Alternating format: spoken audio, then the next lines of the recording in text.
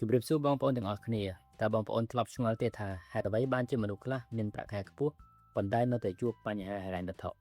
ខណៈដែលអ្នកខ្លះទៀតមិនមានប្រាក់ខែខ្ពស់ខ្លាំងទេប៉ុន្តែគេអាចខ្លាចទៅជាអ្នកមានថ្ងៃនេះខ្ញុំនឹងចែករំលែកមេរៀនសំខាន់ពីសៀវភៅ Rich Dad Poor Dad ដែលខ្មែរយើងថាឪពុកអ្នកមានឪពុកអ្នកក្រដែលជាសៀវភៅលក់ដាច់បំផុតមួយនៅលើពិភពលោកអ្នកនិពន្ធឈ្មោះ Robert Kiyosaki បានធំឡើងជាមួយនឹងឪពុកពីររូបទី1ជាមនុស្សមានការអប់រំខ្ពស់ឪពុកទី1គឺជាឪពុកបង្កើតរបស់គាត់គឺជាមនុស្សដែលមានការអប់រំខ្ពស់មានការងារល្អនិងជឿជាក់ថា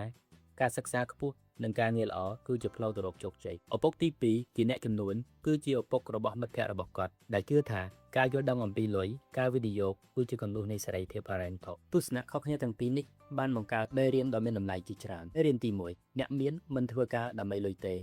មនុស្សភាគច្រើនចំណាយពេលពេញមួយជីវិតដើម្បីរកប្រាក់ខែនៅពេលដែលប្រាក់ខែកើនឡើងការចំណាយក៏កើនឡើងដែរជាលទ្ធផលពួកគេត្រូវធ្វើការកាន់តែច្រើនដើម្បីទ្រទ្រង់របៀបរបបរស់នៅរបស់គេរីឯអ្នកមានវិញគេព្យាយាមកសាងប្រភពចំណូលដែលអាចរកប្រាក់បានទោះបីជាពួកគេមិនកំពុងធ្វើការក៏ដោយមេរៀនទី2ស្គាល់ភាពខុសគ្នារវាង asset និង liability បញ្ហារវាងទ្រព្យនិងបំណុល asset យើងប្រែជាខ្មែរថាទ្រព្យគឺជាអ្វីៗដែលដាក់ប្រាក់ចូលក្នុងហោប៉ៅរបស់យើងរីឯ liability យើងប្រែថាជាបំណុលគឺជាអ្វីៗដែលដកប្រាក់ចេញពីហោប៉ៅរបស់យើងឧទាហរណ៍នៃទ្រព្យ asset មានដូចជាអចលនទ្រព្យជួលភាគហ៊ុនអាជីវកម្មការវិនិយោគផ្សេងដែលនាំចំណូលជាប្រចាំមកឲ្យយើងចំណែកឯឧទាហរណ៍នៃបំណុល liability មានដូចជាឡានប្រណិតបំណុលខ្ចីយកមកប្រើប្រាស់តល់ខ្លួនដែលមិនបង្កើតចំណូលឬក៏ការចំណាយលើរបស់ដែលមិនបង្កើតចំណូលសំណួរសំខាន់ដែលយើងគួរតែសួរខ្លួនឯងរាល់ពេលចំណាយប្រាក់គឺតើរបស់នេះនឹងនាំប្រាក់ចូលឬក៏ដកប្រាក់ចេញពីហោប៉ៅរបស់យើងមេរៀនទី3ការអប់រំផ្នែកហិរញ្ញវត្ថុសំខាន់ជាងប្រាក់ខែមនុស្សជាច្រើនចំណាយពេលរៀនវិជ្ជាជីវៈដើម្បីធ្វើការយកប្រាក់ខែប៉ុន្តែមិនសូវរៀនអំពីលុយទេសៀវភៅនេះលើកទឹកចិត្តឲ្យយើងសិក្សាលើការសន្សំលុយការវិនិយោគពន្ធដារ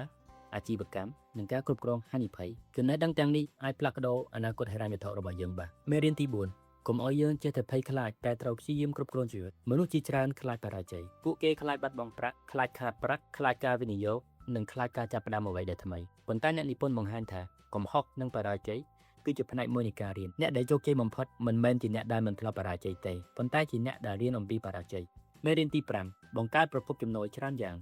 ប្រសិនបើយើងពឹងផ្អែកទៅលើប្រាក់ខែមួយមុខនោះហានិភ័យក៏មានខ្ពស់ដែរហើយនេះយើងគួរតែគិតអំពីការបង្កើតចំណូលបន្ថែមដូចជាការវិនិយោគអាជីវកម្មខ្នាតតូចអចលនទ្រព្យការបង្រៀនឬក៏ការប្រឹក្សាយោបល់ដល់អ្នកដទៃឧទាហរណ៍សម្រាប់គ្រូពេទ្យអាចជាការបើក clinic ឯកជនបន្ទប់ពិគ្រោះឯកជនការបង្រៀននិស្សិតឬក៏គម្រោងសុខភាពផ្សេងសេចក្តីសន្និដ្ឋានសៀវភៅឪពុកអ្នកមានឪពុកអ្នកក្រ Rich Dad Poor Dad មិនបានបង្រៀនឲ្យយើងខ្លាចទៅជាអ្នកមានមួយយប់នោះទេប៉ុន្តែវាបានបង្រៀនឲ្យយើងផ្លាស់ប្ដូររបៀបគិតរបស់យើងអំពីលុយមេរៀនសំខាន់បំផុតគឺរៀនអំពីហិរញ្ញវត្ថុទិញទ្រព្យ asset ច្រើនជាងទិញបំណុល liability បង្កើតប្រភពចំណូលឲ្យបានច្រើនច្រកវិនិយោគលើខ្លួនឯងនិងរៀនអំពីធ្វើយ៉ាងណាឲ្យលុយជាអ្នកធ្វើការឲ្យអ្នកសូមអរគុណសម្រាប់ការទស្សនាប្រសិនបើបងប្អូនចូលចិត្តវីដេអូនេះសូមចុច like share និង subscribe ដើម្បីទទួលបានការសង្ខេបសៀវភៅល្អៗបន្ថែមទៀតសូមអរគុណ